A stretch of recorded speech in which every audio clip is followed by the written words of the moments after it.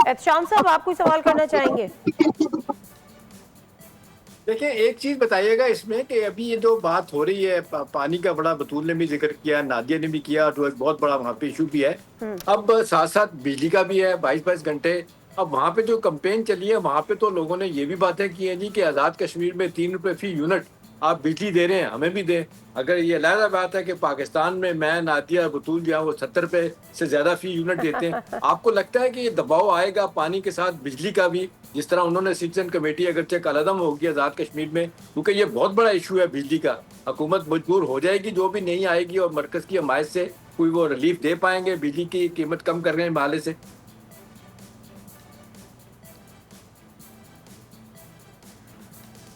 साजिद मीर, आपसे सवाल किया था साजिद उनकी आवाज मुझे नहीं आई। अच्छा, वो ये पूछ रहे थे, वैसे एहतशाम साहब वो तो आपको पता है कि धौंस और धमकी से हुआ था, किस तरह से उन्होंने जो कुछ किया, जो भी कश्मीर में सूरत हाल रही। बहरहाल मैं दोबारा आपका सवाल रिफ्रेस कर देती हूँ। साजिद भी वो कह रहे हैं बेसिकली कि जिस तरह से वैसे तो बिजली नहीं है, लेकिन बिजली की जो कीमत है जो आज़ाद कश्मीर में इस तरह 3 रुपये हो गई थी, जब आपको याद है जो कलअदम तंजीम है एक्शन कमेटी कश्मीर, उसके बाद क्या गिलगित बल्तिस्तान वालों का भी ये मुतालबा है कि हमारे यहाँ भी बिजली की कीमत कम कर दी जाए? यहाँ पे बिजली पहले से ही बहुत ज्यादा सस्ती है, और मेरे ख्याल में पाकिस्तान में सबसे ज्यादा सस्ती बिजली है यहाँ पे। और यहाँ पे इसीलिए नहीं 60% जो इसलिए वहाँ पे बिजली नहीं है। बिजली यहाँ पे दूसरी है कि बिजली के बिल लोग 60% से ज्यादा लोग बिल ही नहीं देते हैं। ओ माय गॉड, क्यों? बस बहुत सारे लोग ऐसे हैं जहाँ पे मीटर ही नहीं लगे। ठीक है, बहुत शुक्रिया साजिद मीर से। हुआ तो दोबारा हम आपको ज़हमत देंगे ताकि आप मज़ीद वहाँ की जो भी सूरत हाल है इलेक्शंस के हवाले से उसे आप हमें आगाह करें। बतूल, आप कुछ कह रही थी, सॉरी मैं आपको इंटरप्ट किया उस वक्त।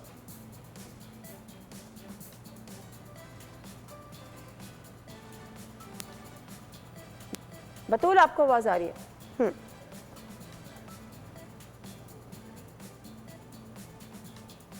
मुझे बतूल की आवाज़ नहीं आ रही है।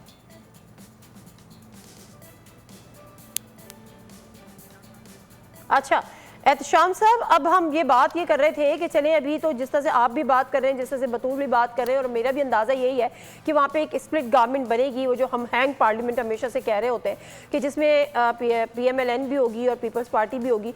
लेकिन आज एक और बड़ी इंपॉर्टेंट डेवलपमेंट, अच्छा चलिए मैं बतूल से बात कर लूँ पहले, फिर बतूल आवाज आ रही है? जी नादिया, आई होप आप मुझे सुन पा रही है। बिल्कुल नादिया, मैं जो हमारी कॉलीग ने भी हमें ज्वाइन किया, मैं भी इसी बारे में उनसे बात करना चाह रही थी कि क्या उनको लगता है या क्या जीबी में है अभी अंडरस्टैंडिंग है कि नेशनल फाइनेंस, जी तो मैं वो पॉइंट आपकी तरफ लेके आती हूँ कि नादिया मुझे I am looking forward to it कि नेशनल फाइनेंस कमीशन को लेके क्या जो पॉइंट ऑफ व्यू PMLN और पाकिस्तान पीपल्स पार्टी का रहा है वो इस इलेक्शन के बाद उसको प्रैक्टिकली इम्प्लीमेंट करेंगे। फॉर एग्जांपल वो नेशनल असेंबली में या सेनेट में रिप्रेजेंटेशन करवाएंगे ताकि वो एक इंतजामी यूनिट की हैसियत से बाहर निकल के सूबे की तरह ऑपरेट करे, जैसे बिलावल साहब ने कहा है। आई रियली वांट टू सी कि सारी सियासत जमातें जीबी को कैसे ट्रीट करती हैं, क्योंकि अब इंटरनेशनली जैसे बलूचिस्तान बहुत नजरों में रहता है, जीबी बहुत नजरों में रहता है, आज़ाद कश्मीर, ये वो इलाके हैं जो पाकिस्तान की नेशनल सिक्योरिटी को लेके भी बहुत एक टॉप लेवल पे डिस्कस होते हैं दुनिया में। तो ये बहुत अहम है कि इसके हवाले से कानून साजी की जाए। ये बतूल, जो यहाँ पे मरकज में एस्टैब्लिशमेंट की या सियासी जमातों की मजबूरी है वो ये है कि 370A और 35A के बदलने के बाद यूनियन टेरिटरी में जब शामिल कर लिया उन्होंने मसूदा कश्मीर को, तो हमारे लिए बड़ी मुश्किल होगी है कि हम उसकी वो आईनी तौर पे उसके स्टेटस को तब्दील कर सके।